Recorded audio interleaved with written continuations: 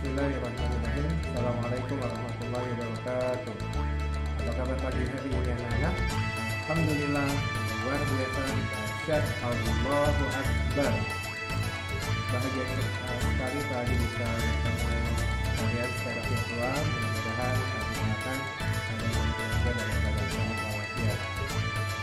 Pagi hari ini kita akan belajar kembali matematik matematika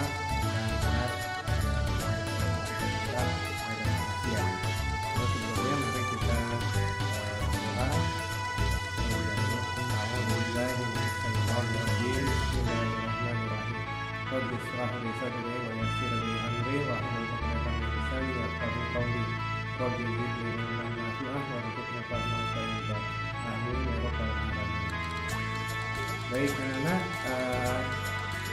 pada pekan yang lalu kalian sudah belajar tentang otot, sendi, dan cara merawat organ gerak pada manusia. Selanjutnya kita akan belajar tentang kelainan atau penyakit pada tulang, sendi, dan otot. Mari kita simak pembelajaran.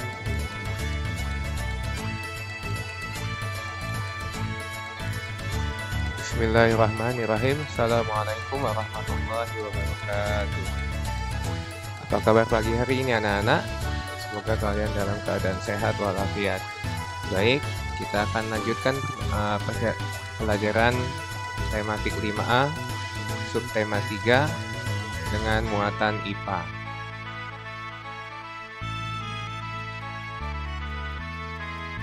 Pada pekan yang lalu kalian mempelajari beberapa hal, diantaranya cara merawat otot, cara merawat organ gerak pada manusia, yaitu caranya dengan 1.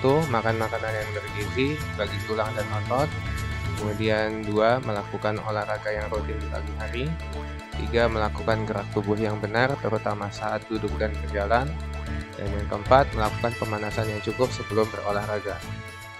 Nah, berikutnya hari ini kita akan belajar yang pertama tentang mengetahui manfaat gerakan sholat bagi kesehatan otot, tulang, dan sendi. Dan yang kedua, mengetahui kelainan atau penyakit pada tulang dan sendi manusia. Dan yang ketiga, mengetahui kelainan atau penyakit pada otot manusia. Lanjut saja, yang pertama, manfaat gerakan sholat untuk kesehatan. Gerakan sholat apabila dilakukan sesuai dengan yang dianjurkan Rasulullah, maka akan menggerakkan 266 tulang dan 660 otot. Memperkuat semua otot tubuh dan persendian dengan menggerakkannya melalui gerakan ruku dan sujud. Jadi ruku dan sujud ini sangat penting. Manfaat yang ketiga adalah memperkuat otot tulang punggung dan mencegah terjadinya pembengkokan dengan digerakkan dan dilenturkan melalui ruku secara berulang-ulang minimal 17 kali dalam sehari. Jadi otot punggung kita supaya tidak bengkok, maka harus melakukan gerakan ruku ya dalam sholat ya.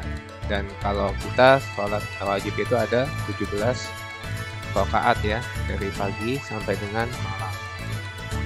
Kemudian manfaat yang berikutnya, yang keempat, gerakan ruku dan berdiri dari ruku memperkuat otot punggung dan perut serta menghilangkan sesuatu yang ada di dinding perut atau lambung, yaitu bahan minyak atau lemak. Jadi lemak dalam tubuh kita bisa berkurang karena gerakan ruku dan berdiri ketika kita melakukan gerakan ruku dan sujud. Kemudian manfaat yang berikutnya adalah gerakan sholat dapat mengaktifkan aliran darah sehingga tidak terjadi penyumbatan pada urat, khususnya pada tulang kering di bagian kaki, dan mencegah penyumbatan pembuluh darah pada urat tersebut. Kemudian manfaat berikutnya adalah mengatasi nyeri dan pegal, membuat leher dan kepala lebih nyaman, dan yang terakhir adalah aliran darah ke otak lebih lancar dengan gerakan sujud. Baik, yang kedua kita akan mempelajari kelainan pada tulang atau sendi. Yang pertama adalah osteoporosis atau pengapuran tulang. Osteoporosis terjadi ketika kepadatan tulang berkurang, sehingga menjadi sangat rapuh. Kondisi ini membuat tulang menjadi rentan patah, terutama di bagian pinggul, pergelangan tangan, dan tulang belakang. Ini contoh gambar tulang yang sehat, kemudian lebih ke kanan ini semakin rapuh nih. Ini yang sehat, yang paling kiri, yang paling kanan ini yang rapuh. Kemudian di bawahnya ini contoh tulang yang normal dan yang kena osteoporosis seperti ini. Ya, berikutnya yang kedua adalah osteoartritis atau radang sendi. Osteoartritis adalah gangguan pada tulang yang cukup sering terjadi. Kondisi muncul ketika pelindung yang ada di ujung tulang menipis sehingga membuat kedua tulang bergesekan satu sama lain. Tanpa bantalan, jadi bergesekan satu sama lain tanpa bantalan. Ini kalian bisa lihat di gambar. Osteoartritis bisa memicu rasa sakit dan pembengkakan di sendi yang berdampak yang sendi yang terdampak. Jika tidak segera diobati, kondisi ini bahkan bisa mengubah bentuk sendi dan membuat tulang serta tulang rawan lebih beresiko untuk patah. Ini gambarnya. Ini tulang yang sehat, yang sebelah kiri tulang yang sehat. Kalau yang kanan ini tulang yang terkena radang sendi.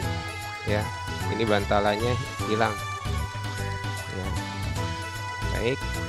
Berikutnya adalah rheumatoid arthritis atau rematik, yang biasa kita sebut rematik.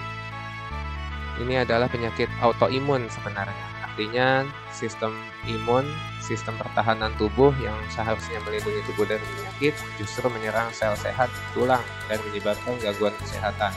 Kondisi ini bisa menyebabkan pembengkakan di persendian, membuat penderitanya demam, merasa lemas, dan selalu lelah. Gejala rheumatoid atau artritis ini bisa diredakan dengan pemberian obat-obatan atau pada beberapa kasus melalui prosedur operasi. Ya. Ini contoh gambarnya. Ini tulang yang sehat dan ini yang kena radang atau rematik. Bisa jadi bentuknya berubah ya nak ya. Oke. Yang keempat adalah skoliosis.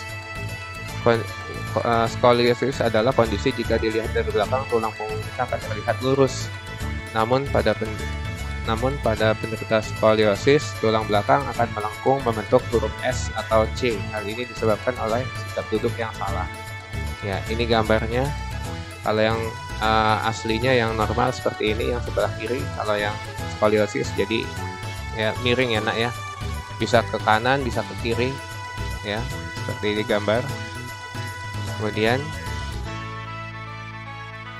yang kelima adalah rakitis atau osteomalacia.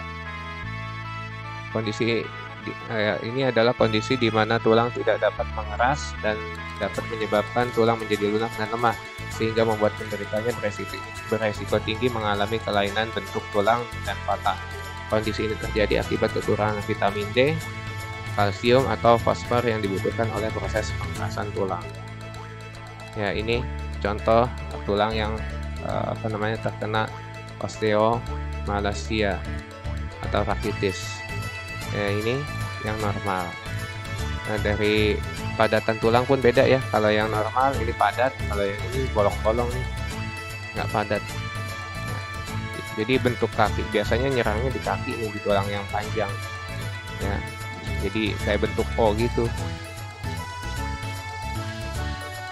Berikutnya adalah kifosis. Kifosis merupakan salah satu kelainan pada tulang belakang, di mana bentuk tulang belakang bagian atas terlalu bengkok atau melengkung ke belakang, sehingga postur tubuh penderitanya jadi bungkuk. Nah, ini bungkuk nih. Kalau bungkuk tuh kayak gini nih. Ya, kalau yang asli tegap kayak gini nih tulang belakangnya.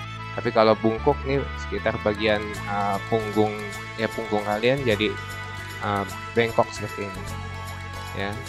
Ini contoh gambar orang yang tulang yang bungkuk ya, yang tulang yang terkena kifosis. Berikutnya adalah lordosis. Lordosis adalah kondisi di mana tulang belakang di area punggung bawah melengkung atau bengkok ke depan. Normalnya tulang belakang di bagian ini memang melengkung ke depan, namun pada penderita lordosis lengkungannya terjadi secara berlebihan sehingga menyebabkan munculnya rasa sakit. Nah ini, ya, ini bagian kalau terlalu ke belakang, ya, jadi kayak membusungkan dada gitu ya.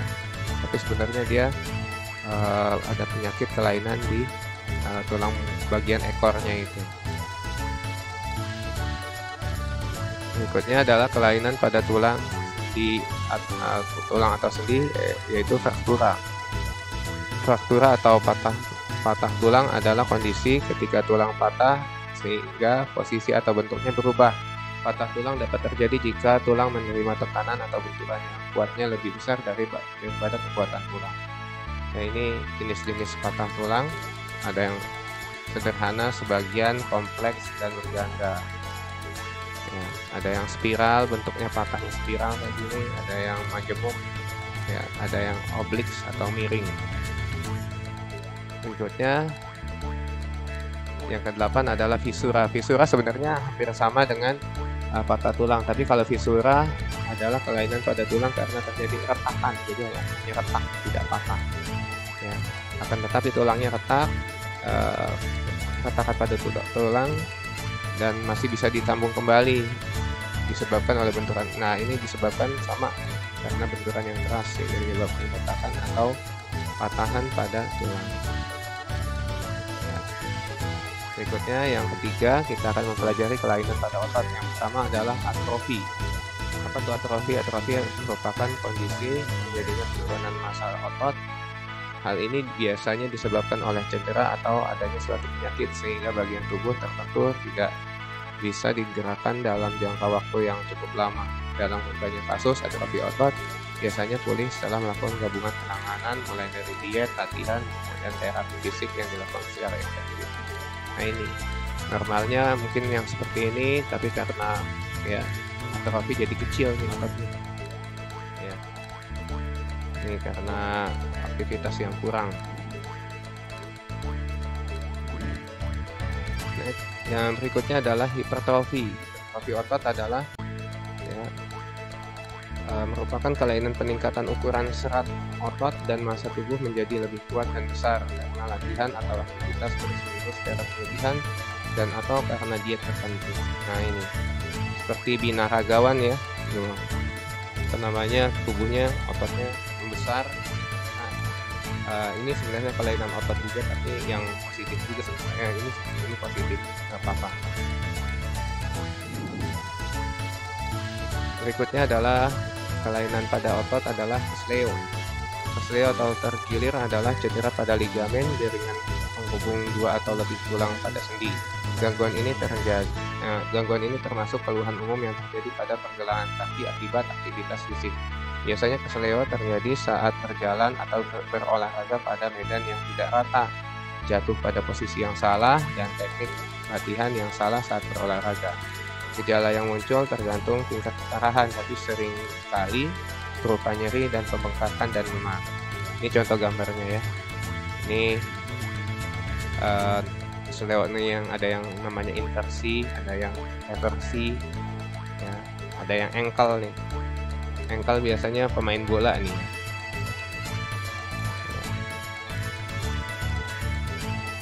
Yang berikutnya adalah kelainan pada otot. Berikutnya adalah tetanus.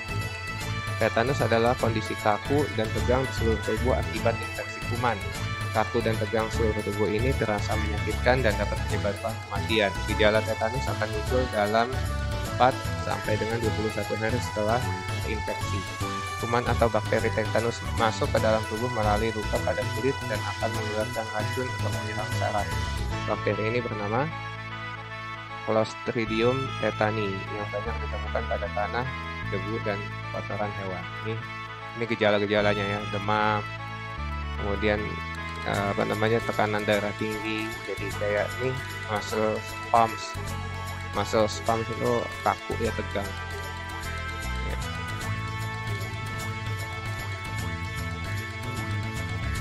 Berikutnya adalah stiff. Ya, stiff atau leher kaku disebabkan oleh ketegangan atau peradangan pada jaringan otot leher atau otot trapezius.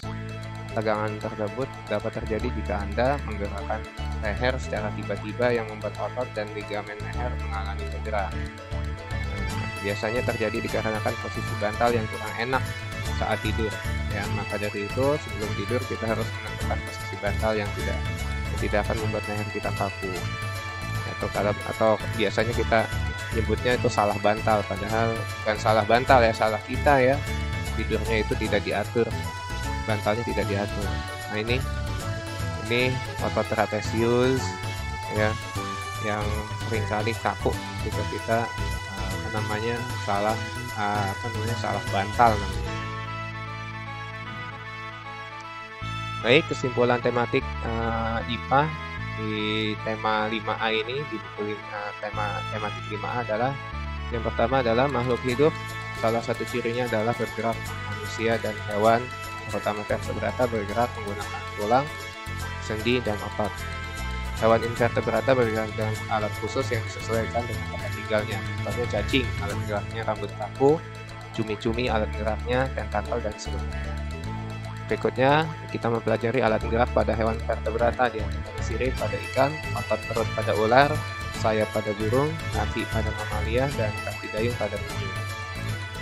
Gerak badan berfungsi ada 3. Pertama, menguatkan kekuatan, menguatkan stamina, dan melenturkan otot tubuh.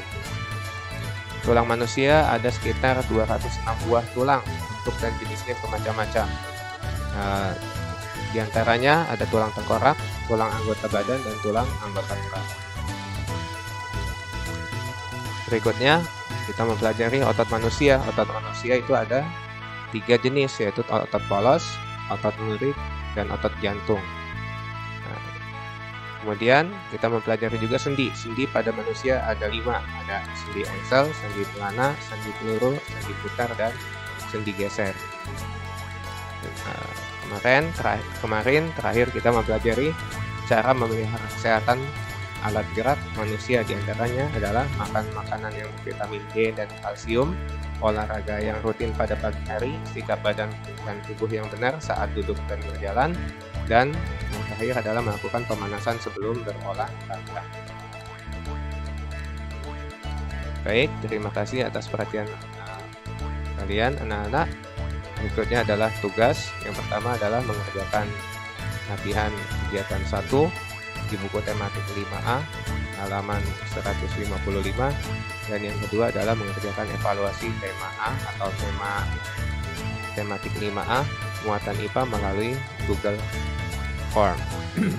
Baik, demikian pembelajaran kita di tematik 5A muatan IPA.